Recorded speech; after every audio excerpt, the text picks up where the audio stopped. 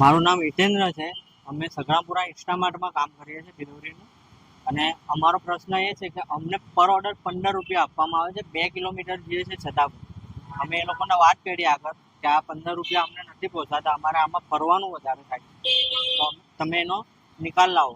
તો એ લોકોએ અમને 2 મહિનાથી એવું જ કીધું છે કે થઈ જશે એમ. અમે આગળ પ્રશ્ન કર્યો છે, થઈ જશે પણ હજુ સુધી કંઈ થયું નથી. એ બેન અમારો જે છે એનો આદર્શ ઠાકુર નામ છે, મેનેજર અમારો. એને અમે આ પ્રશ્ન કર્યો કે તમારું થઈ જશે, પણ હજુ સુધી એનું કંઈ નિવારણ થયું નથી. એના કારણે અમારે આજે સ્ટ્રાઇક કરવી પડી. માંગ અમારી એ છે કે અમારે 22 થી 25 રૂપિયા પર ઓર્ડર પડવો જોઈએ. એટલે અહીંયા જે 1.5 કિલોમીટર 2 કિલોમીટર જે છે ને એમાં અમને 15 રૂપિયામાં અમને પહોંચાતું જ નથી. અમારું પેટ્રોલ એટલું જાય છે એટલે રોજનો અમારે ટાઈમિંગ પણ એટલો, આ તમે જોઈ શકો છો ટ્રાફિક અમારો, એમાં ટાઈમિંગ પણ એટલો જાય છે.